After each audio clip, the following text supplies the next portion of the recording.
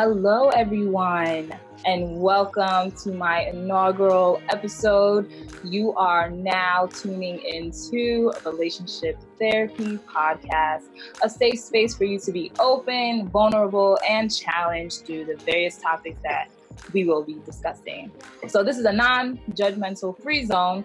We are going to ruffle some feathers, but most importantly, I want to cultivate a community where my listeners are free to ask tough questions. This is basically like, group discussion, and there are no right or wrong answers here. This is simply coming from my own personal experiences, and I'm just giving you a little of my honest, Christian perspective, but I want my listeners, to be open-minded and just understand that I am not a doctor. I am not a therapist. This is all wholly owned for entertainment purposes.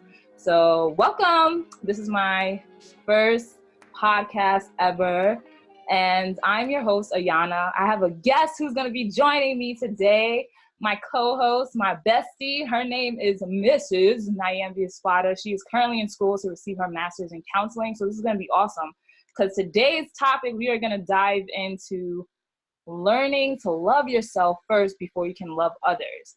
But what if I already love myself? Then what? Like, why does everyone say that you have to love yourself first before you have to be in a relationship, right? Isn't that interesting? So we're definitely going to dive into this topic a little bit more. So welcome, Miss Nyambi, Mrs. Nyambi Espada. How are you, darling? I'm good. How you doing, girl? Good. And thank you so much for joining me today. I'm very excited to be talking about this topic. I think it's very pertinent for people today. So we're going to just dive in. So why do you feel it's important to love yourself first before you, get into a relationship? Man, thank you for having me. First, why is it important to love yourself?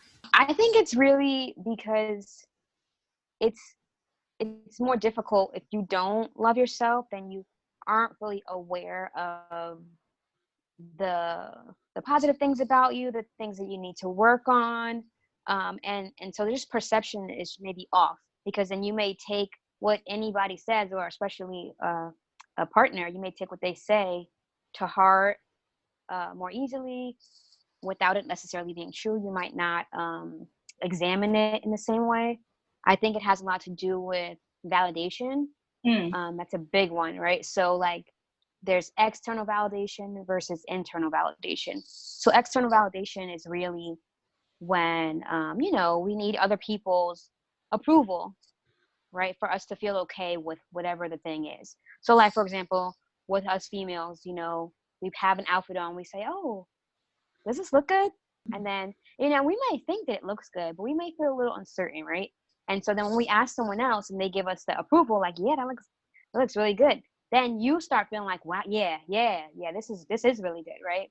And so it's a difference of when you tell yourself, I know this looks good. If anybody else likes it, cool, but I know this looks good and I don't need anyone else's approval, And so it's just kind of a small distinction. So that's the external validation.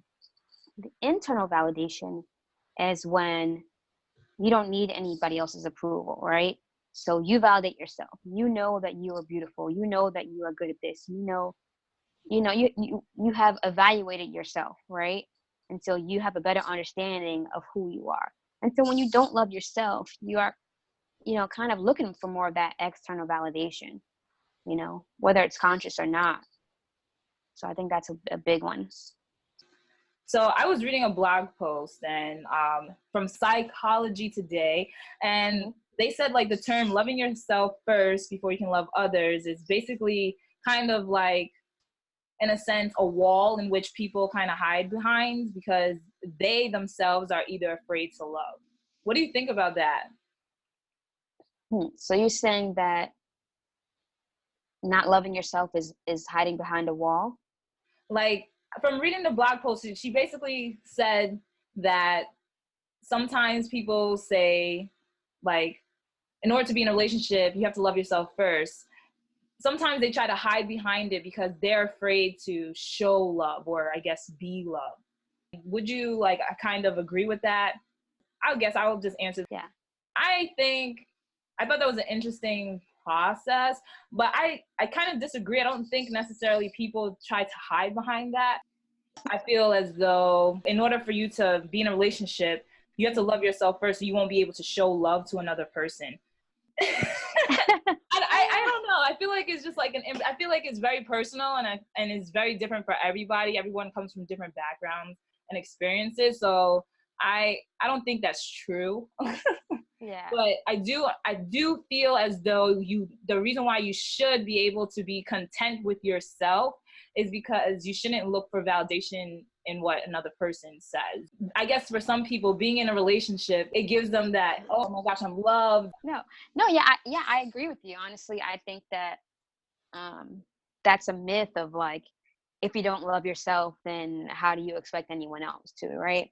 Because realistically, people can love you without you doing anything about it. Like they can just love you, whether you mess up. I mean, think about how many kids or, just kids that don't love themselves, whether they're adult children or not, and their parents still love them, their friends still love them. Like, it's possible for people to love you without you loving yourself, right? So I think that's a myth. And the difference is, though, when you don't love yourself, it colors the lens through which you see, right? So you start not to believe the positive things that people say about you. You find it really hard to believe that anybody loves you, right? Because if you don't love yourself and you don't see yourself as a worthy person, then it's hard to even fathom that somebody else could, right? And so then you start to look for things that confirm your belief, right? So you believe that you don't have any self-love, and you may believe that you're unworthy of love, right? And somebody says, oh wow, I really love you, or I really love when you did this for me, you're so caring, you're so sweet. And then you may get 10 of those, right? And then that one person that doesn't say it, that one time you're expecting it, and you'll highlight that one time, and you'll be like, see, I knew I wasn't good enough, because they would have told me right now, and they didn't. So and you ignore all the other things that that was positive and that was showing you you're worthy, right? And so it's just a focus, and you're turning a blind eye like to the things that are not confirming your belief. So basically, when you don't love yourself, you focus on those things that confirm that belief. It's interesting because that I kind of find it, I wouldn't say, what if someone does love themselves, but they just, I guess, have insecurities? So does insecurities fall in the line of not loving yourself? To an extent, I think so, right? Because I don't want to label it not loving yourself. I think it just is what it is. It's just having an insecurity, right? And I like to just call things. That's how I would put it. Yeah, because you know what? I think the labeling thing goes a little too far sometimes. It's like, just call it what it is instead of trying to make it a thing about who you are, right? And so if you have an insecurity, I think that definitely adds to it. It's definitely similar to not loving yourself, right? Because then the same thing's happening, right? If you're insecure about the way you look, then you start thinking that people are always looking at you, right? Well, there you go. And it's like the people are probably doing the same thing, whether you're there or not. Or if you have a routine, they probably are still in their routine. But since you're more aware of it, then you're clouded. Your vision is cloudy. So I just feel as though like loving yourself is a constant process. It's not going to be like, okay, I love myself, and then today it's always going to be a constant process. Just like being in a relationship, you're going to have your moments where you don't like what you look like, or you don't like your hair today, or you don't like your nails today. But what we do is we tend to, I guess, work on those little things, right? Like, obviously certain things comes in waves, and like any other relationship, when you're having hard times, you work on it. You work on what you want to improve. So for that, how would you say working on yourself to, I guess, build that self-love? So one of the ways that I think you can work on yourself and build your self-love is, number one, which is the key to life, self-awareness, right? Self-awareness is key, right? If you're unaware of what you do, you're unaware of how you interact with people, how you are by yourself, your thoughts, your behaviors, right? So number one is just becoming more self-aware, right? So that way you can find out what is it that I'm doing and what is it that I want to do and how can I bridge the gap, right? Mm-hmm. And so one of the ways that you can do that is by having positive self-talk, right? So a lot of the time we talk so negatively to ourselves about ourselves, right? Mm-hmm. And we'll say, I'm not this, I'm not that, I'm not good enough, I'm not pretty enough, nobody wants to be my friend, all these negative things, right? And so it's like, if you tell yourself, just like if you tell somebody else something, if you tell somebody something, they're going to start to believe it. The same is true for yourself. If you continually tell yourself a lie, you're going to start to believe that it's true, right? And so we need to turn that negative self-talk into positive self-talk, right? Mm-hmm. And so we can start with positive affirmations. So what some people do is, let's say they write down maybe 5 one-liners and recite them in the morning. So they can be, and they have to be in the present tense of I, right? So I am beautiful. I'm an intelligent person. I'm worthy. I'm capable of achieving my goals. I'm going to be productive today. I'm going to get out of my bed today. Whatever it is, right? It's just an affirmation of like, I am doing this. And so it's the same thing of like, if I constantly tell myself I'm not good, if I'm not good enough, I start to believe it. On the flip side, if I start telling myself I'm beautiful, I love myself, I'm going to start to believe it. Granted, that's not all it takes. There's work, but it's a part of the process for sure. Right. Right. And like, I mean, obviously you don't want to look for approval in other people, but you also want to know, you have to understand your personal goals and your wants and your needs. I feel like what happens with a lot of young people, I like, even before they even try to get into relationships, and this is just from experiences that I have seen, it's just I just feel as though they don't know what they want. And if you don't know what you want, how do you expect someone to treat you like the queen or the king that you are? I feel like it all encompasses a lot of things. To understand what it is that Ayana likes or what it is that you like for the other person to understand so they can love you the way you want to be loved. So I was going to say exactly what you talked about. Boundaries. That's a big one, right? Especially for relationships, right? I mean, personal boundaries are good, but especially like you said, how is another person supposed to know if you don't know, right? How far they can take you, right? And so you have to be able to set those boundaries that are comfortable with you. But again, it's like if you're not aware of what you do or how other people treat you, then you may not even know where to put those boundaries, right?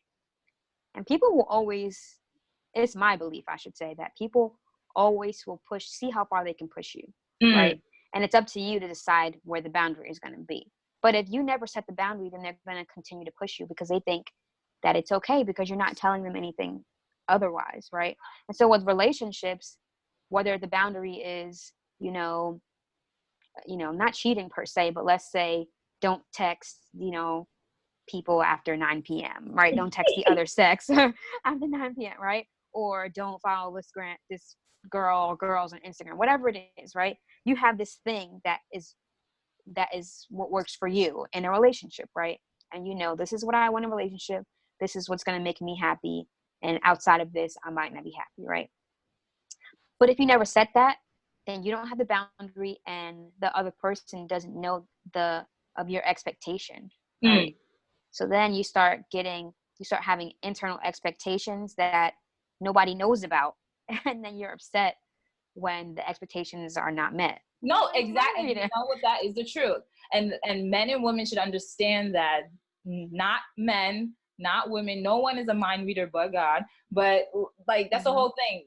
Especially even when you're on first dates, I feel like you should lay out exactly what you want. And I know for some people it's like, oh my gosh, like you're sharing too much. But to be honest with you, I feel as though if you lay it out from the beginning, you're just gonna weed out the bad apples like right away. So I just feel like you should, obviously, in order to love yourself, to have that self-love, you have to understand what makes you happy, what makes you the person that you are, what drives you. And just what you want, I guess, to be like respected. Like, obviously you want to be able to have those positive, like you said, affirmations. Like if you have sticky notes, like my friend, she just took time for herself. She just went to get in a better mental space, mental capacity, and she just had sticky notes all over her house, and she just said them every morning, and it was just like her ritual.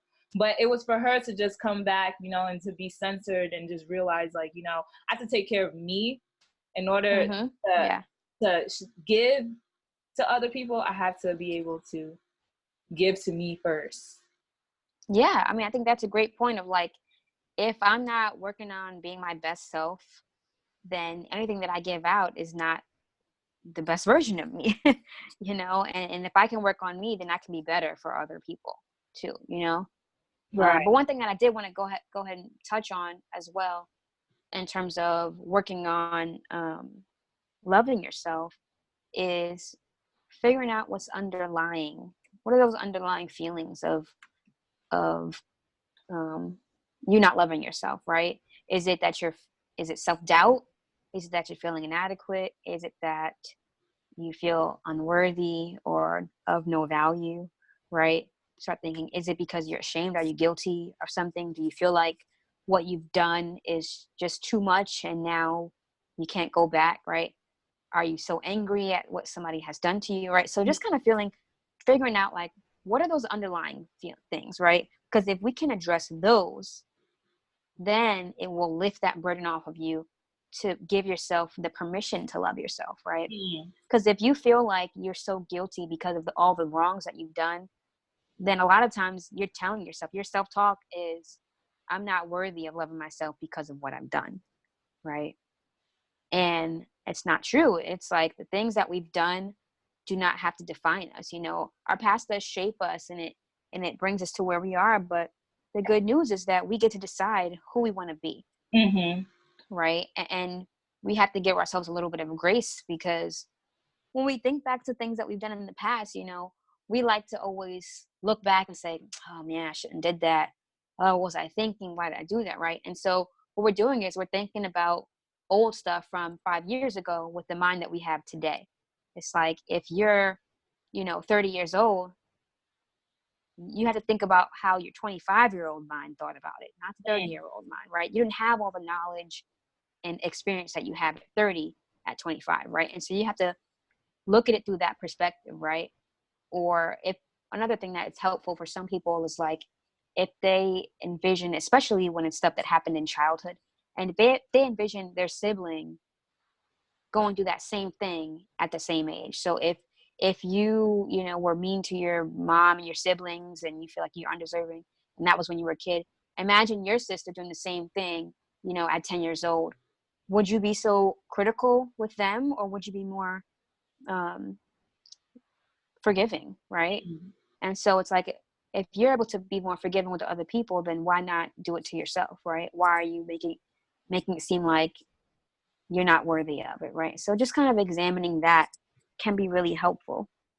Of course. Like, I guess just being able to healing takes time. Healing is a process. I don't think there is a limit to healing, but at the same time, you have to be aware that you have been damaged, and you have to admit that to yourself. I think a lot of people tend to just bottle those emotions up inside, and then they don't even realize that they're hurting the person that's just really trying to love them, because they won't allow themselves to even get that close to anyone because of situations that they've been through. And I mean, that was me. And I can say, like, from previous relationships that I've been in, it took me years, years to really, I guess, just get over the fact that what happened to me when I was younger doesn't define who I am. Like, you as a person are able to break generational curses. I think people feel like, well, it's hard, like this is how my life is going to be. No, I think you have control, and you have the ability to take control of your life and to break those generational curses. Like, I mean, we could even go into like, I feel like for some people, it's easier, like what you said, just extending grace to other people. Like, it's interesting that someone loving you is more powerful than you loving yourself. I mean, look at the Lord. Like, we grieve his heart so many times. We sin so many times. And it's like, the Lord has never turned his back. He extends unconditional love. We as humans, not necessarily. We tend to do it to strangers, or we tend to do it to like, you know, someone who's not necessarily close to us, which is very interesting. But we do not tend to do it to the people that are the closest to us. So, you know, it's interesting. Like, why do you think that is?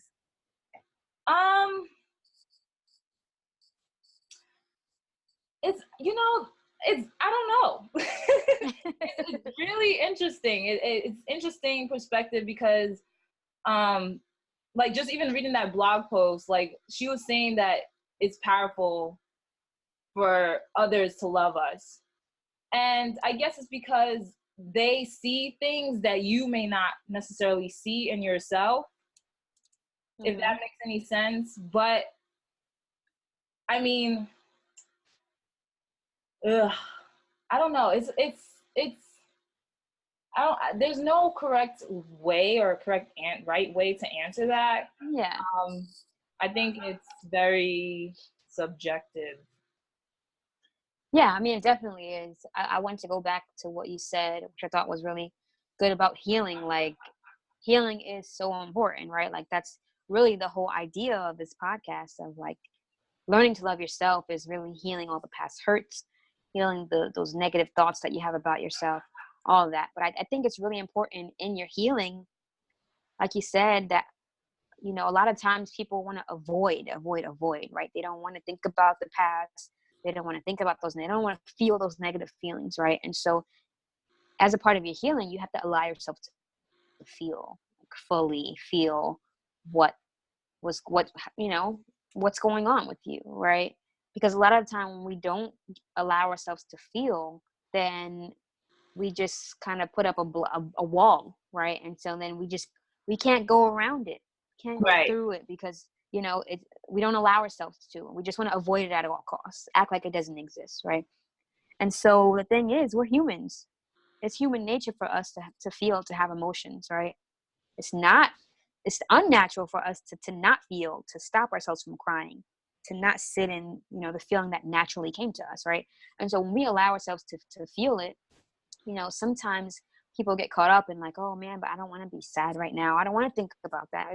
Wasn't a good time, right? Right. And I understand that, you know, but it's like, if you don't want it to hold you back anymore, you have to allow yourselves to feel it, sit in it, regroup, right? Figure out, okay, now that I know fully, I'm not running from it anymore. It is what it is, and I accept it. Now, okay, how am I going to move forward, right? What is this going to mean to me? Am I going to allow this to define me, or am I going to write my own new story? Exactly. Like, exactly what you said. I guess you have to be able to forgive those that hurt you, and be able to forgive yourself. And just like what you said, just understand that we're humans and we were actually created to love and to be loved. And I mean, that's what it says in the word, like in Genesis 2:18. You know what I mean? It's not good for men to be alone. And I know sometimes people tend to go into solitude and, you know, seclusion when, you know, they've been hurt. But honestly, you're hurting yourself, because you're not allowing people to pray for you. You're not allowing for people to just listen. You're not allowing to, you know, people to just be able to just be in your space, be in your, you know, in your community, to just regroup, like you said, and be able to just vent, you know, even if you don't feel like you don't have a person to go to a therapist, go to a counselor, like go to someone that you were able to just release all those hurts. If you like poetry, you know, write it out. If you like dancing, you know, dance it out. If you like working out, Yeah. work it out. Like there's so many ways to just release, you know, those hurts. And honestly, I think for me, I realized that I had to understand that whoever hurt me, like, I don't have to be their friend. I don't have to see those people anymore.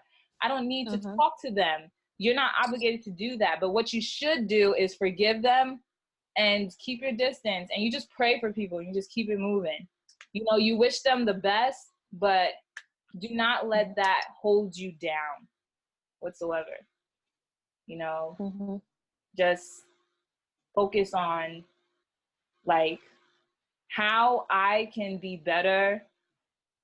Like, how can I be a better person to yourself, and then also to your spouse or whoever you're dating? Because when you have like internal hurt, you may not realize it, but you're hurting another person when you're not allowing them to, when you're not being able to, I guess, express yourself. Because a lot of, I guess, childhood, everybody's story is different, but childhood trauma really affects people in their adolescence, in their grown years, because they just don't know. They'll just be like, I don't know, teach me. If you're just open to learning, then be successful. So, I mean, yeah.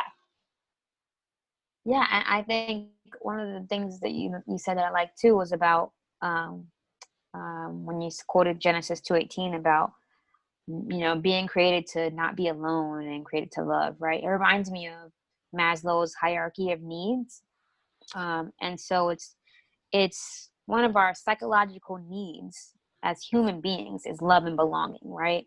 The need to belong, to have friends, to have intimate relationships. That's one of our needs our basic human needs, right? And so a lot of the time we don't realize that, right? Some people think like, oh, it's fine if I'm alone.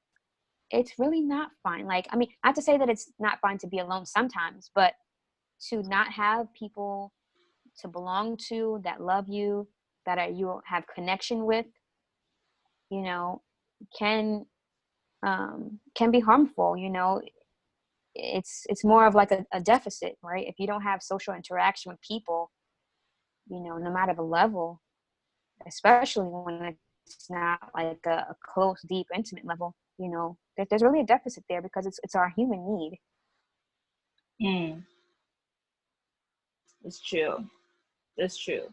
So, like, at the end of the day, you just have to really know your worth, and, you know, it's important to maintain, you know, just healthy relationships.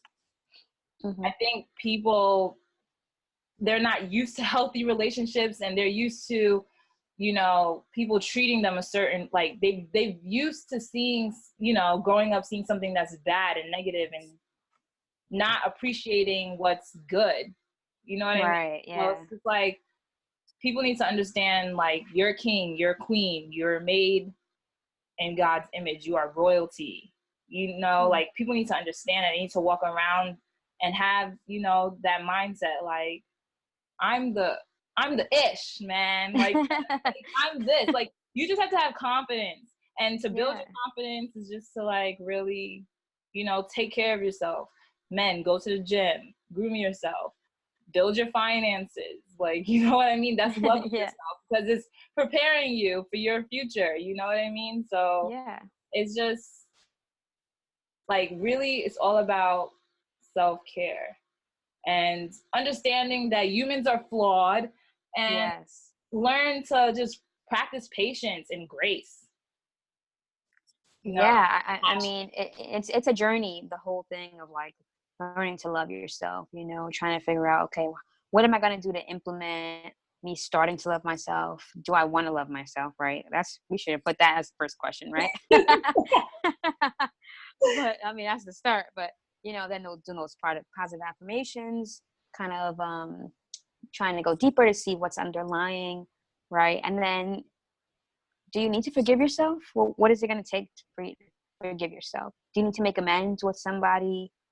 Do you need to write a letter? Some people find it's helpful to write a letter and then burn it, right? Or write a letter and throw it in the river or something. Get rid of it, right? So it's gone.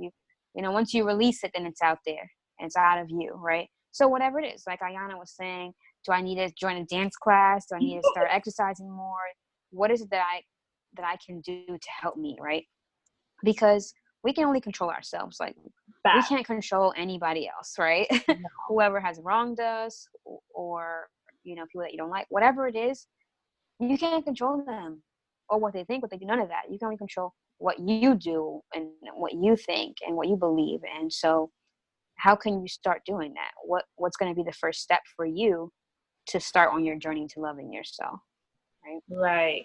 Right. And also, like, being very cognizant of social media, because I feel like social media like hinders so many people.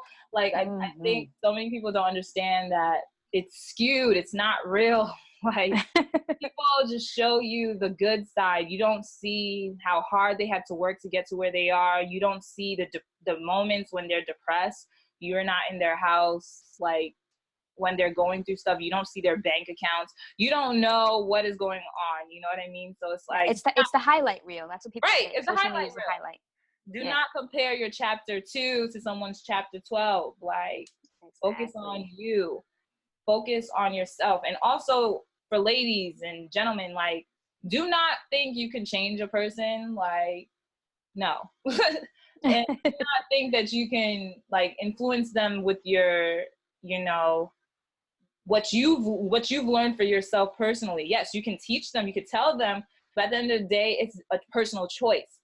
It's a choice to want to change. It's a choice to want to focus on your self-worth, your self-respect. It's a personal choice.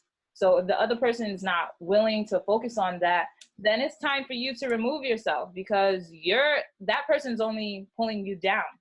It's easy for someone to pull someone down off of a ledge than to pull them up from the ground. So like, you just have to be, you know, aware of that.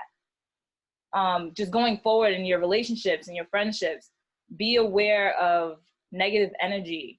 People who, like, say they're your friends, who say, yes, I'm rooting for you, but it's like, they shady. When it comes to certain stuff, like, you just gotta remove yourself. You gotta close certain doors. You don't need to have like 15, 11, 100,000 friends. Like, and I want to just chime in real quick. That goes back to boundaries, right? Because like, if you know, I mean, the self-awareness and the boundaries, right? Of like, okay, let me see what's going on here. How am I feeling when this person is doing this to me that I don't like, you know, this thing, or they're mistreating me or whatever? How is it making me feel, and how am I behaving as a result of it? Is this something I want to continue? Is this a friendship I want to continue?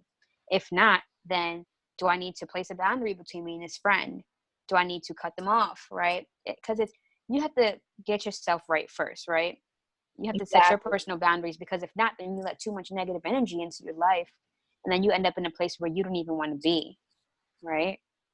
So I think my biggest thing, well, this is what I tell everybody, even my clients, everybody, key, always be real with yourself. Facts. Oh my gosh. Please, people, always be real with yourself. If you cannot be real with yourself, I mean, what are you really doing, right? Anything that you're saying or doing in relation to other people is really all a lie, right? You know, and I get it. Like, I kid myself. Sometimes I'm not real myself, right? Like, we're all a work in progress here, right? We do not have it figured out. But I can recognize, because of my awareness of, like, when I know good and well I'm not going to do something. Let me give you an example. So sometimes I take out food because I think I'm going to cook, right? And I'm telling myself, yeah, I'm going to make that chicken. And I know good and well in my mind, you're not about to make that chicken. Like, it's going to be made tomorrow, right? And I'll kid myself, right? And I'll be like, yeah, I'm going to make it today. And I'll be getting on myself. Oh, man, I really got to get up and make that chicken. And I knew the whole time that it was not going to happen today. It was going to happen tomorrow, right? And so it's like, what does that do? Now I'm feeling like disappointed in myself for not doing it. Now I'm feeling like a little down about it. And it's all because I wasn't being real with myself. If I would have just been straight up with myself, I would have been totally fine in knowing that it's not going to get done today, so I can either focus on something else, and I'll be perfectly fine with it being tomorrow, right? So then when we're not real with ourselves and we kind of create some negativity and some stuff that doesn't even have to exist, but we're making it that way, you know? What you think, Ayana? Listen, I agree with you 100%. I'm like, straight back. That's exactly 100%. I agree. I have nothing to say to that. I have nothing to add to that. It's true. Like, just you have to be 100% real with yourself at all times. Like, when you're real with yourself, it just goes back to stemming to knowing yourself.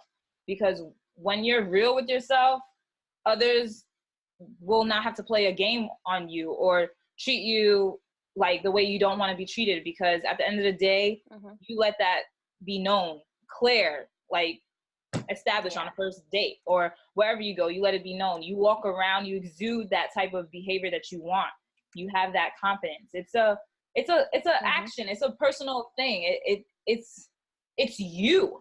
I mean, it's your aura. It would exude your whole entire self. And I only reason why I say that is because, I mean, I guess I was strict with the way I was growing up is because I was molested. But like grown like men, when I would have my guy friends and all this stuff, I'd be like, don't touch me. Yeah.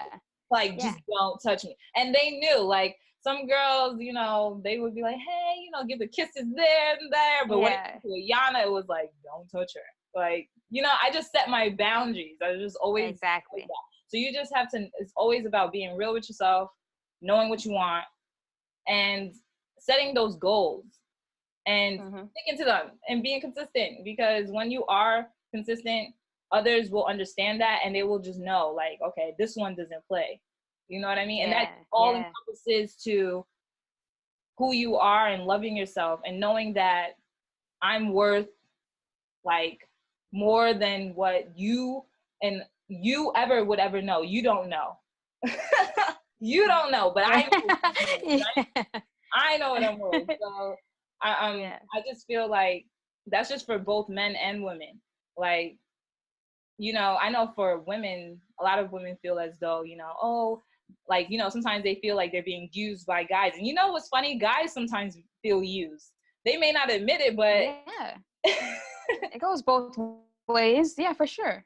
It goes both ways. So for men too, set your boundaries as well. Like, let it be clear, let it be known. So I think what you're saying goes back to that internal validation, right? Of like you said, I love me, and you don't know how much, and all of that, all of that stuff you were saying, and I think it primes you and like prepares you for being in a relationship, right? Like, it just makes it, you know, you being your best self and you loving yourself and you knowing who you are, knowing what you want, where your boundaries are, and all of that good stuff. It helps you to be a better partner, right? You're more equipped to be in a relationship because you're more sure of yourself, right? You don't need that partner to validate. You don't need them. It's just extra when they do it. Yeah, exactly. And it's nice of them to do it, but it's not necessary for you, right? Because think about those people that are like serial daters, right? Like, they never stay single. They get out of one relationship, get into the next one, right? Because, I mean, one, they have some kind of codependency, but like, they need that validation, right? If they don't have that, then they fall apart, right? And so those are the type of people that need to heal. But go ahead, girl. yeah, I mean, you're exactly right. But they were not ready for that, you know. But so after we do all those things to start loving yourself, then you're more prepared to get in that relationship. Hey. So I realized I didn't even touch on a subject that I should have touched on. So what if I already love myself? That's a great question, because I know a lot of people like to say, oh, before you jump in a relationship, that part. But what if you love yourself?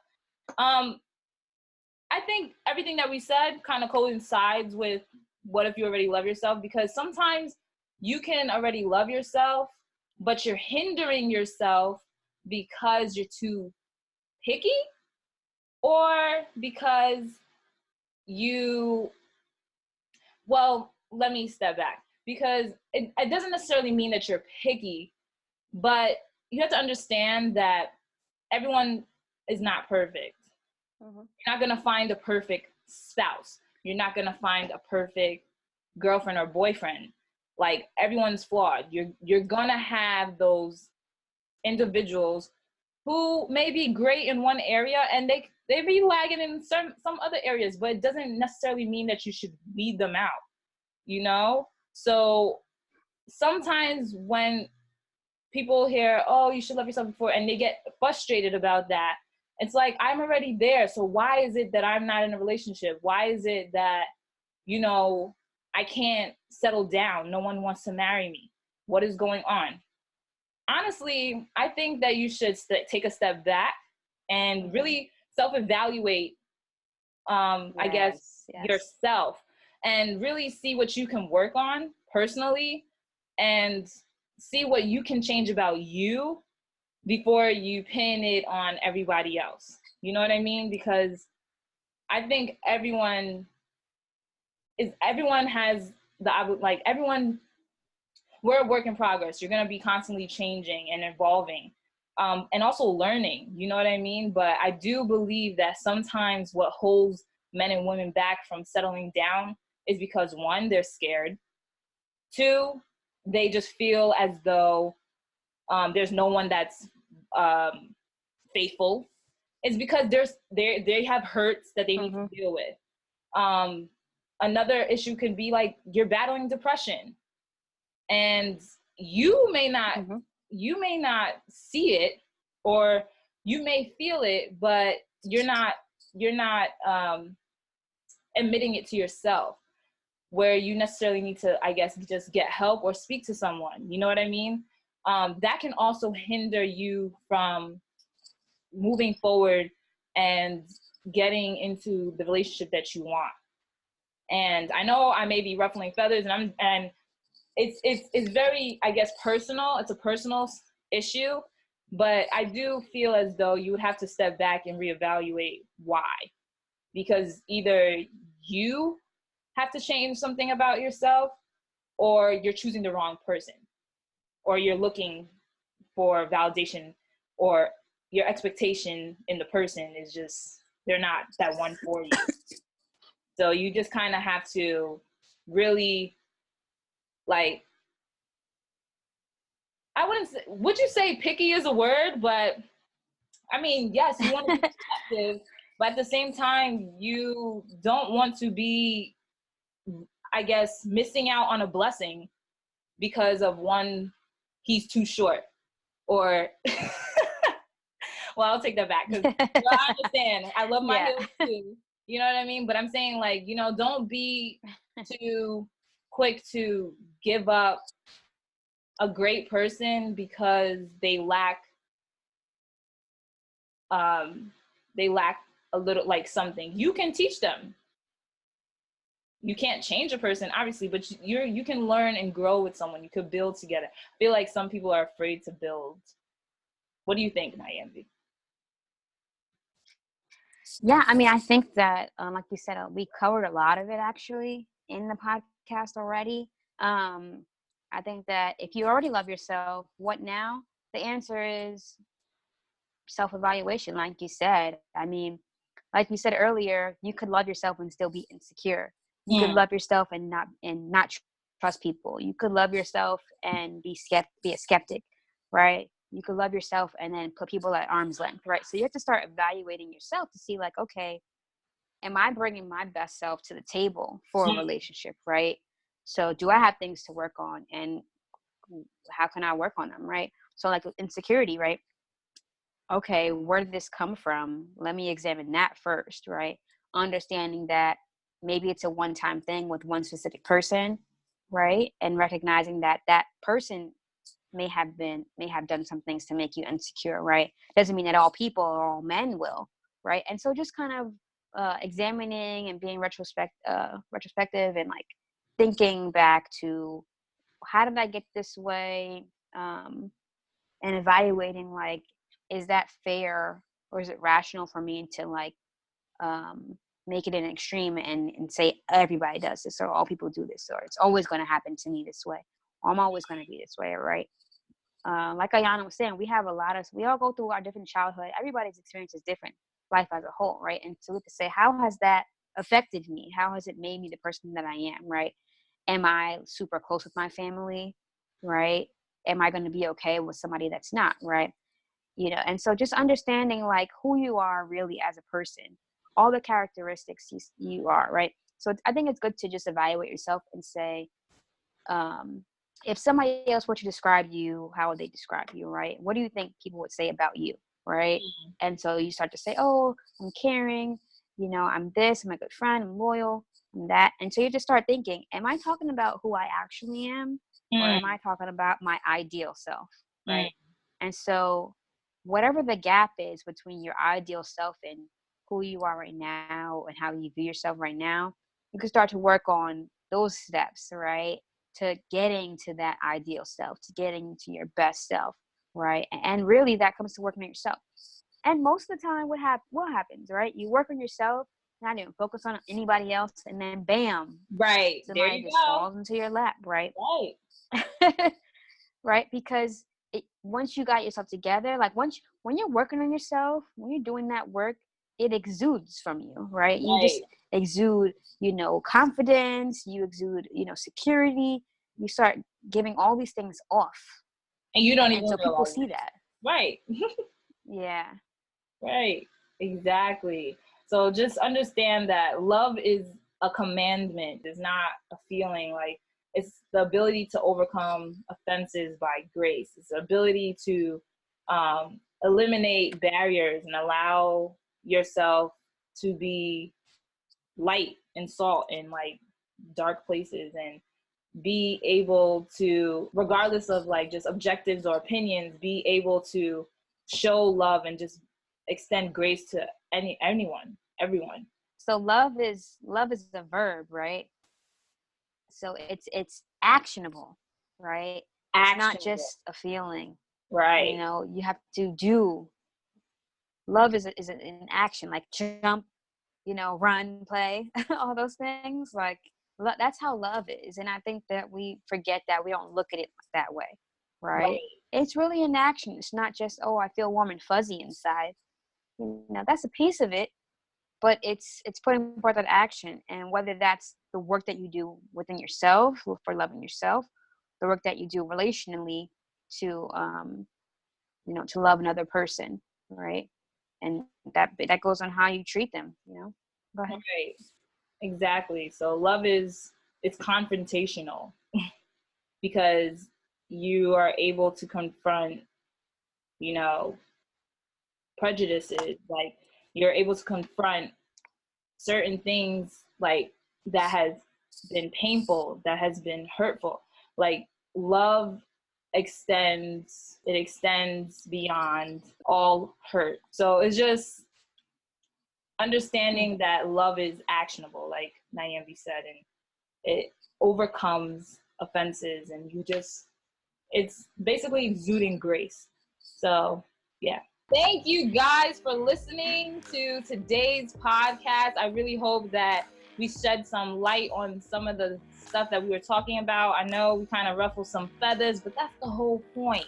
We want you guys to think outside of the box. We want you to also, just if you have questions, kind of engage with your friends and have those conversations and see what other people think about it. You know what I mean? That's the whole point of this podcast, and we just hope that you enjoyed it. Thank you, Mrs. Espada, for coming through.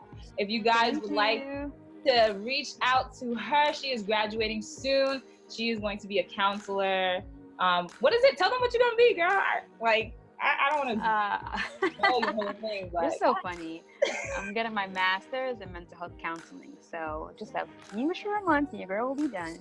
Yes, she get her master's in mental health counseling. So if anyone would like to reach out to her, she got a whole bunch of clients. She getting there, you know what I mean? She gonna get that paper.